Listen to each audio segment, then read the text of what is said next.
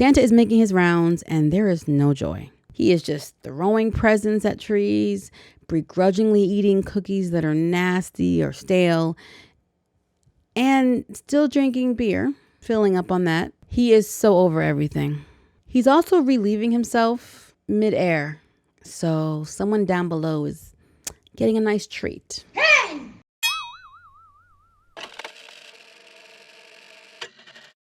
Hey guys, my name is Lisa M. Waring, and this is Real Talk, a podcast where I discuss movies and TV shows more extensively and how art imitates life, imitates art.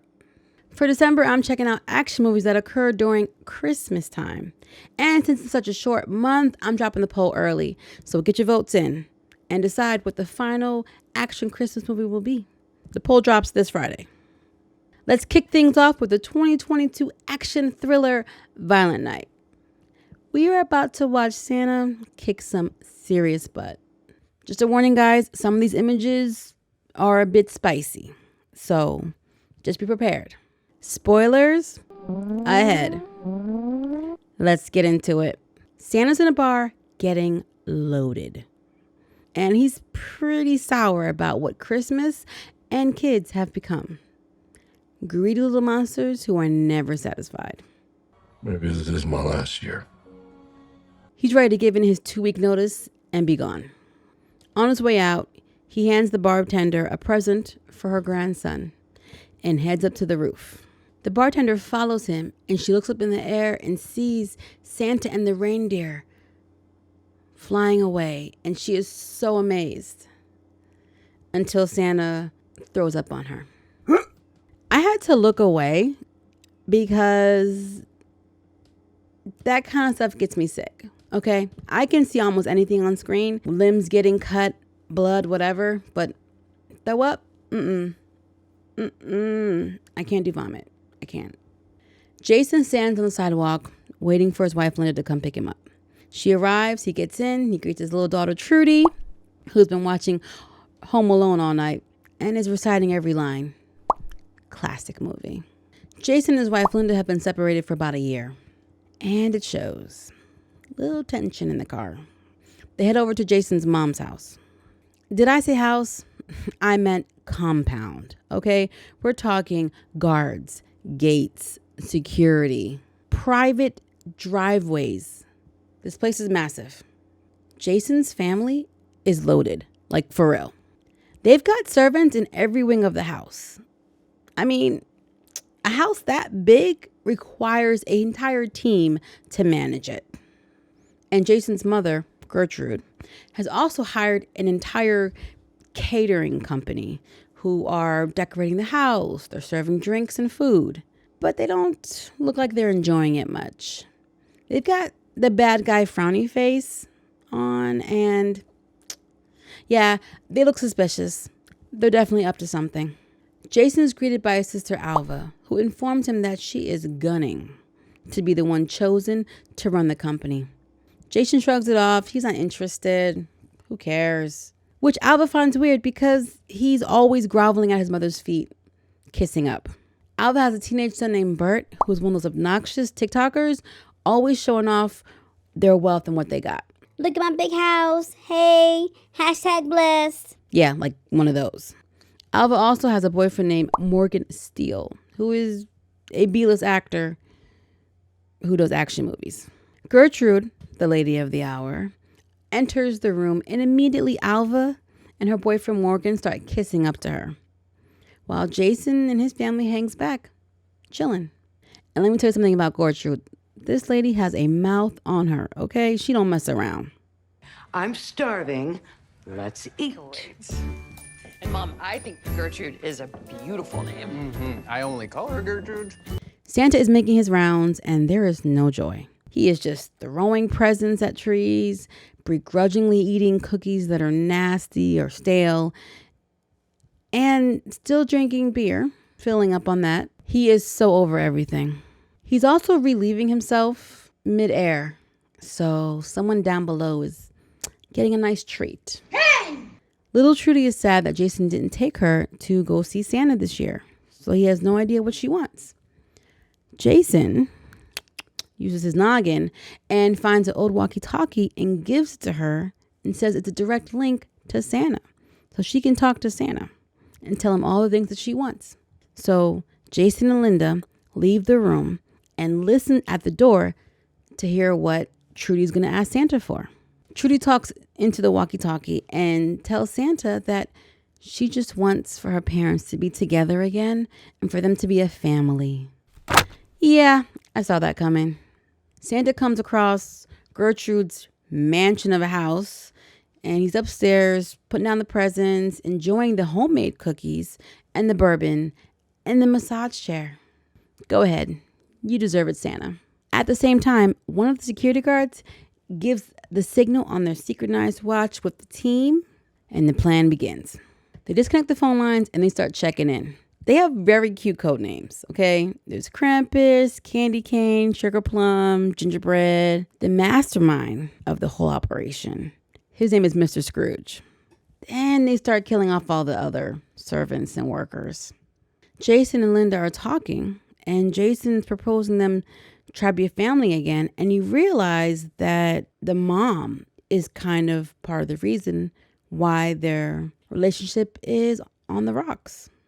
Jason tells Linda that he may have a way for them to get out from underneath his mother's thumb and leave and never have to deal with her again. As Linda is considering it, they start hearing the gunshots and they run to get Trudy. Santa also hears the gunshots and he's like, deuces, I gotta go. He tries to touch his nose to do his magic, but I think he's too toasted for that because his magic is not working. One of the bad guys, I think his code name was Tinsel, finds Santa and is like, let's go. Santa's like, no, I'm just trying to get out of here. The guy punches Santa in the gut. Santa doesn't like that. And they start fighting and end up both falling out the window. Santa lands on snow. Tinsel lands on a sharp, icy thing. It's not a pretty sight. All the commotion spooks the reindeer on top of the roof, and they end up flying away, leaving Santa stranded. So Santa grabs up his magic sack with all the toys in it, and he's basically about to just start hoofing it out of there when he happens to look into one of the windows and sees that the bad guys have taken the family hostage and there's a little girl there. And children have a special place in Santa's heart, so he's got to stay and help now. Alva's boy toy, Morgan Steele, such a stage name. He's talking this big game about what he would do if the bad guys didn't have guns. He would karate chop them and Sure you would, buddy. So Mr. Scrooge enters the room and Gertrude starts talking that smack to him. She's got a strike team that are on their way to end them. Oh, but Mr. Scrooge knows all about her strike team. He also knows about the $300 million she got from the government that she stole and hid in a vault down under. The money was intended to help move things along in the Middle East so that the government can get the oil. It's always about the oil. The bad guys discover the body of their fallen comrade and realize they're not alone. Someone's around the properties. Keep your eyes peeled. Trudy starts talking into her walkie-talkie. It's helping to make her feel better about the whole situation. This is a lot for a little girl to take in.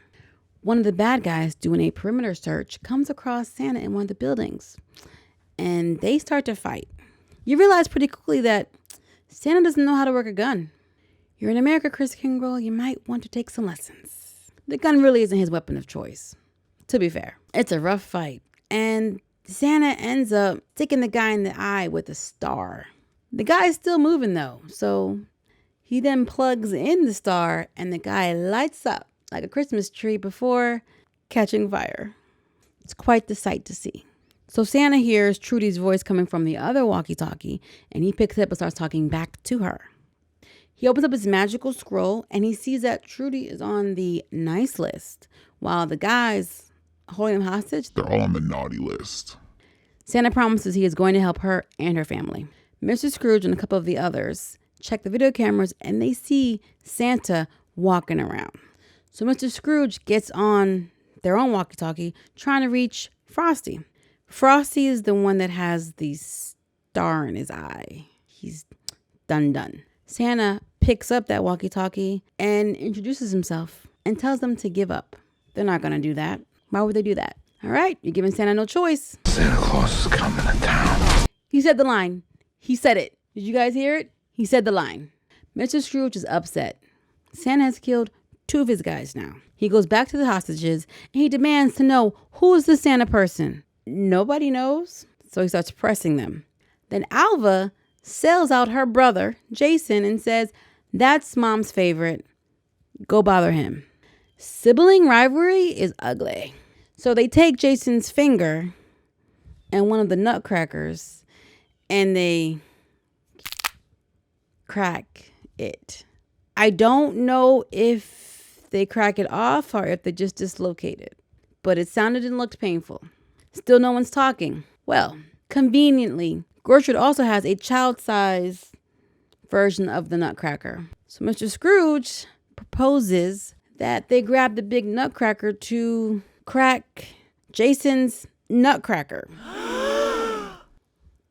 But before they can do that, thankfully, Trudy stands up and yells at them to leave her dad alone or Santa's gonna get them. Oh, so you know about Santa. Jason and Linda try to tell the bad guys that no, she thinks she's talking to him. It's pretend, it's make-believe. But Trudy insists that no, she's talking to the real Santa. And then Jason yells, "Santa's not real." And the whole room goes quiet. Even the bad guys are quiet. Like, dog, did you just crush your daughter's dreams? Yeesh. Mr. Scrooge finds this humorous. Of course he does. He's the Grinch, okay?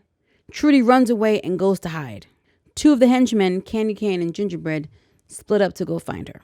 By this time, Santa is a little wounded between his 2 run-ins, so he's in another part of the house. He takes off his Santa gear, and we see that Santa is inked up. He is covered in tattoos that look kind of tribal. As he's sewing up his wound, we get a flashback of him with a Viking helmet on, covered in blood, fire all around him. Interesting. Trudy and Santa are talking, and Santa tells her he doesn't exactly know how Christmas magic works, but it does. And he is real. Then he starts talking about different gifts that he's given her over the years, proving that he is who he says he is. And he admits that he wasn't always Santa. He had a life before Santa. And he used to be a conqueror named Nickelman. Trudy tells him that he's a good guy and she believes in him. Well, that's all he needed to hear. He's ready to go. Speaking of raring to go, the strike team is also gearing up to go. So Mr. Scrooge better hurry his butt up. So the bad guys find Santa and corner him in a room. They tie him up and demand to know who he is. Just above them in the attic is Trudy, who can hear and see everything. And she sees that Santa is in trouble. Santa starts telling them about themselves, their real names and who they are. And the 2 henchmen, Candy Cane and Gingerbread, start wondering, is this the real Santa? Of course, Mr. Scrooge is like, don't be dumb. He's lying. Obviously. Then Mr. Scrooge monologues because bad guys have to hear themselves talk. They just gotta. When he was little, his dad made a big deal about Christmas, always bought presents. But then one year, Dad got laid off. Ain't no money, ain't no presents, ain't no tree. But their neighbors, they had everything. So that night, Mr. Scrooge, little boy, had snuck into their house to try to steal some stuff, ran into the grandfather who got scared and accidentally fell on the steps and didn't make it. And this did not bode well for Mr. Scrooge's future, and he has hated Christmas ever since. Christmas ruined his life. At this time, Trudy has put bits of styrofoam into the vents, so it looks like it's snowing inside the room where they're all at. This is just the distraction that Santa needs, and he touches his nose and disappears up the chimney. What if he really is the real? There's no such thing as Santa. Ah, magic's working again. Nice. The extraction team is pulling up to the house outside. Gertrude's happy. Her guys are here. They're going to rescue them. Morgan Steele, the B-list action star, proves his experience, I guess, when he chops one of the guys, the gunmen, in the face and jumps out the window, ultimately deserting his girlfriend and her family. He runs into the extraction team. Thank God you guys are here. Everybody's saved. Psych. They light him up. The strike team is on the bad guy's side. They betrayed Gertrude. With the help of the strike team, the bad guys are able to open the vault, and it's empty. Mr. Scrooge is looking around like, where is the money? The head of the strike team sends the rest of the guys to go handle Santa, who is now hurt in the shed. Santa is just beaten, he is weak, and he is about ready to give up. But Trudy inspires him. Santa finds a sledgehammer in the shed. When he was Nickelman, he had a hammer named the Skull Crusher. So he's definitely in his bag. This is his weapon of choice. He gets a hold of that sledgehammer and he goes to work. You may want to shield your eyes on this part. Limbs are getting broken, heads are getting bashed. It's a bloody mess. Mr. Scrooge returns to the hostages, demanding answers. Where is my money? That man turned into old dirty bastard so fast. So Mr. Scrooge, very desperate, grabs Linda, says he's about to shoot her, when Jason stands up and admits that he took all the money. He was planning to leave with his family and all the money and never return. Candy Cane and Gingerbread, the two henchmen, have finally found Trudy's hiding place in the attic, but she booby-trapped the place. And they get dealt with, Home Alone style.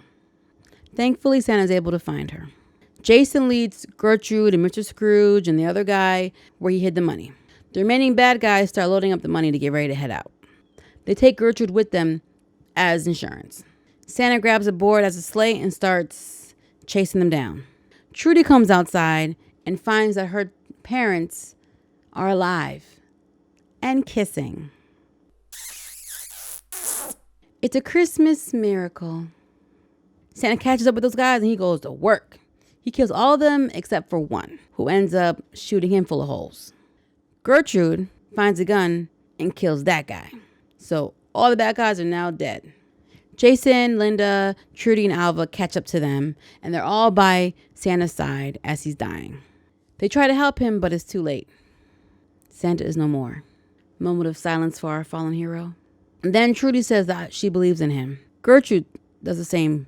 Jason, Linda, Alva, they all say that they believe in Santa. And what do you know? Boop! Santa's alive again. How? All he says is, it's Christmas magic. I don't know how it works, but it works. And his reindeer come back to scoop him up. Santa thanks Trudy for showing him that Christmas still matters. He gets on his sleigh and rides off into the night. Roll credits. My thoughts. The movie lived up to its name for real, okay? The violence was next level. I gotta watch. The action was cool and the movie was pretty funny. But overall, I was expecting a little bit more. Yes, I was expecting more from a rated R action movie about Santa rescuing a family from a bunch of men with guns. You know, saying it out loud makes my expectations sound kind of silly. My favorite character was obviously Santa. And I enjoyed the innocence of Trudy. Gertrude and her whole family were despicable, but funny. Except for Jason. He was so weak it was annoying. I'm sorry. He couldn't even stand up to his mother face to face.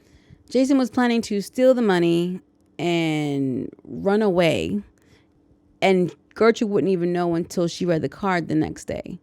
I mean, a woman that rich, that intrusive, that powerful, I can't imagine the hoops she had her children jumping through to please her. So much so that it nearly cost Jason his marriage. Now, Santa has an interesting backstory that we don't even really dive into. We have no idea how he came to be Santa or how he learned to work the Christmas magic. He doesn't even know how the magic happens. I'm a bit more interested in that story than this one. I'm totally down for a movie that dives more into the backstory of the Santa lore in that universe. Yes, Santa, please tell me more about your murderous Viking days as Nickelman. Mr. Scrooge has some serious issues, and he does not know how to take responsibility. whatsoever. Even when he finds out that Santa is really Santa, it doesn't change anything. It doesn't soften his heart or anything. It actually hardens it more. Now he's like, oh, bet I can kill the real Santa and end Christmas for everybody. Everybody gotta suffer. This dude is the master Grinch, yo. He is the Grinch of all Grinches. This movie had some great callbacks to some classic films, like Die Hard. Imagine Santa on his own, going through a multi-leveled house while a bunch of gunmen are downstairs holding people hostage so they can get their hands on a boatload of cash. Yeah, sounds like Die Hard to me. Quite the homage. Then when Trudy Booby trapped the addict and the two bad guys came, Candy Cane and Gingerbread, they were met with pain. Like, we're talking pranks that were similar to what Harry and Marv experienced in Home Alone, except these could kill you. There were no cartoon hijinks here. All in all, this was a good time.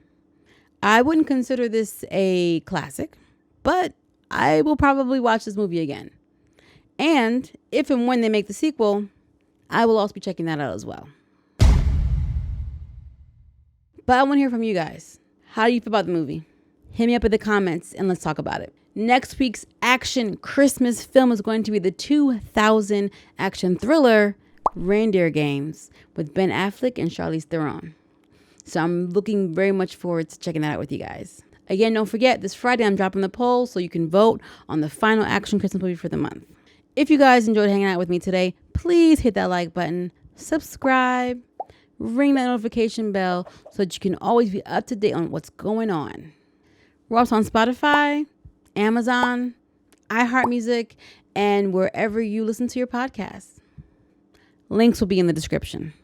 Later.